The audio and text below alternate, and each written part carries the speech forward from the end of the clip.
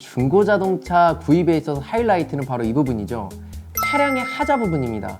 우리가 중고자동차는 신차가 아니기 때문에 어딘가에 하자가 있을 수 있고, 그 하자에 대해서는 구입할 때 바로 우리가 전문가가 아니기 때문에 확인할 수가 없습니다. 그렇기 때문에 우리가 이 차량을 산 후에 만약에 문제가 발생을 했다면 이 부분에 대해서 나중에 소송을 한다거나 환불을 요청한다거나 할 때 이게 내 잘못이 아니라 차량을 살 때부터 당신이 고지한 그 성능에 미달한다고 우리가 주장할 수 있어야 되겠죠. 그래서 그러한 부분 때문에 차량을 구입을 할 때는 반드시 이 차량의 하자 유무를 확인할 수 있는 방법이 있어야 될 겁니다.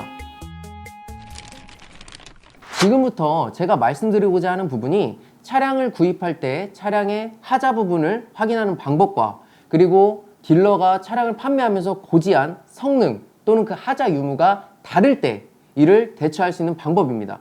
먼저 차량을 선택하고 가격까지 잘 조율해서 딜러로부터 차를 구입하기로 했다면 그 차량에 대한 성능이라든지 하자 유무에 대해서 정확하게 파악을 하고 있어야 되겠죠. 그런데 저희가 이 차량을 구입하면서 딜러의 말만을 믿고 차량의 하자를 인정할 수는 없다는 겁니다. 그래서 이 차량의 하자를 확인하는 방법은 두 가지 방법이 있습니다. 먼저 카 히스토리를 통해서 차량의 하자 유무를 확인하는 방법인데요. 그런데 카 히스토리는 차량에 대해서 보험 처리한 사항에 대해서만 확인이 가능한 단점이 있습니다. 따라서 현금으로 수리한 차량에 대해서는 수리나 하자 유무를 확인할 수가 없는 단점이 있죠. 그래서 우리가 다음으로 생각해 볼 수 있는 게 차량을 구입할 때 판매 딜러가 제공하는 성능 점검 기록부입니다. 이 성능 점검 기록부는 각 중고자동차 판매 단지에 있는 차량 성능 검사소에서 발행해 주는 것인데, 이 성능 점검 기록부를 통해서 우리가 파손 여부, 그리고 수리 여부, 그리고 침수 여부, 그리고 이 차량이 렌트 차량으로 사용됐는지 여부를 간단하게 확인할 수가 있습니다. 그리고 위 성능 점검 기록부를 보면 최소 30일, 최소 2000km까지는 그 성능 기록부에 기재된 성능에 대해서 보증해 준다고 기재가 되어 있는데, 만약 그 해당 기간까지 혹은 해당 운행 키로수까지 어떤 성능 점검 기록부에 기재된 내용과 다른 하자가 발견이 되게 되면 판매 업체라든지 혹은 이 성능 점검 기록부를 발행해줬던 성능 검사소를 상대로 손해배상 청구가 가능하기도 하겠죠. 그리고 보다 더 확실하게 차량의 하자 유무를 보증받을 수 있는 방법이 있는데, 그것은 차량의 매매 계약서의 특약사항란을 확인하는 방법입니다.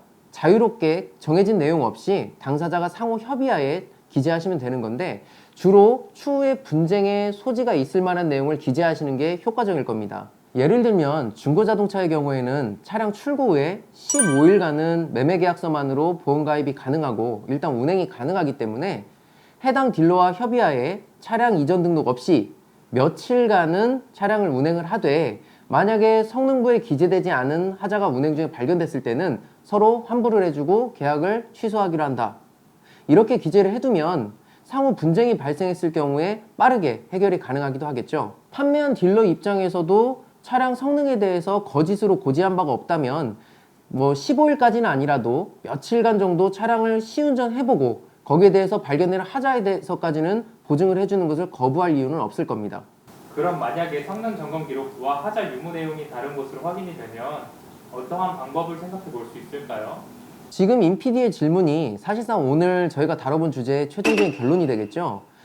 해당 딜러가 일단 고의로 누락을 했든 아니면 실수로 누락을 했든 침수차 여부라든지 전손, 그리고 렌트 여부, 혹은 계기판 조작 여부에 대해서 고지하지 않거나 아니면 일부 내용을 숨겼다면 우리는 관할구청에 이와 같은 내용을 민원을 제기해서 신속하게 구제를 받을 수가 있습니다. 또한 해당 판매 딜러가 고의로 차량의 하자 부분을 숨기고 매매를 한 것이라면 형법상 사기죄로 고소가 가능하거나 아니면 아까 성능부의 기재 내용을 근거로 계약해제 및 손해배상 청구도 가능합니다. 또한 소송으로 이러한 분쟁을 해결하게 될 경우에는 매매계약서, 그리고 매매계약을 체결할 때 지급받았던 성능점검부, 그리고 우리가 매매대금을 지급한 내역, 그리고 혹시 매매계약을 체결하면서 우리가 녹음한 내용이 있다면 그 내용들이 증거자료로 첨부돼야 되겠죠. 그리고 마지막으로 최근에 중고자동차의 신종 사기수법이 발견되고 있어서 이에 대해서 설명을 드리고자 합니다. 지금까지 살펴본 방식은 중고자동차를 매수할 때 발생하는 중고자동차 사기 방식이었는데, 이제는 반대로 중고자동차를 상사에서 매입해 갈 때 허위 매입의 방식이 발견되고 있어서 주의를 요하는데요. 일단 방식은 이렇습니다. 중고 자동차를 파는 사람 입장에서는 조금이라도 돈을 더 받고자 하는 게 일반적인 마음일 텐데요. 이러한 방식을 이용해서 일반 거래되는 시세보다 100에서 200, 많게는 500만 원까지 제시를 한 다음에 현재 지금 차량의 하자 유무를 현재 상태에서 100% 확인할 수 없다. 그러니까 내가 가져가서 차량의 하자 유무가 확인된 뒤 나머지 잔금을 지급하겠다. 이러한 방식으로 해서 차량의 매매 대금의 일부만 지급하는 것이죠. 그리고 차량을 가져간 뒤에는 고의로 하자를 유발시키거나 혹은 차량 성능부를 조작하는 등으로 차량의 계약 당시 발견되지 않은 하자가 발견되었다는 등의 사유를 들면서 나머지 매수 잔금을 지급하지 않는 겁니다. 여기에 더해서 차량을 매매할 때 이야기하지 않은 하자를 수리하는데 더 많은 비용이 들었다고 하면서 매매 잔금을 지급하지 않는 것은 물론 수리 비용까지 오히려 더 청구하게 되는 경우가 발생하고 있어서 각별히 주의를 하셔야 되겠습니다. 지금까지 중고자동차 판매 사기 방식의 유형과 그리고 이를 해결하기 위한 방법 그리고 해결책까지도 살펴보았는데요. 저 개인적으로는 중고자동차 상사의 입장에서 그리고 고객의 입장에서 많은 사건들을 해결해 왔습니다. 그럴 때마다 안타까운 것은 긍정적인 부분만을 놓고 본다면 한없이 유용한 이 중고자동차 거래가 이 순간적인 욕심으로 인해서 순기능보다는 안 좋은 모습이 더 많이 부각되어 왔다는 것이죠. 이러한 이유로 로운TV에서도 세 번째 시간으로 중고자동차의 안전한 구매 방법에 대해서 살펴보았던 것인데요. 오늘 방송을 통해서 제가 말씀드린 부분만 숙지를 하시게 된다면 안전하게 중고자동차를 구입할 수도 있고 그리고 혹은 중고자동차를 구입하면서 고지받았던 내용과 다른 내용이 있을 때 안전하게 그리고 신속하게 분쟁을 해결할 수도 있을 겁니다. 지금까지 말씀드린 내용을 잘 숙지하셔서 안전하고 유용한 중고차 거래 하시기 바랍니다. 지금까지 로운TV의 이상혁 변호사였습니다.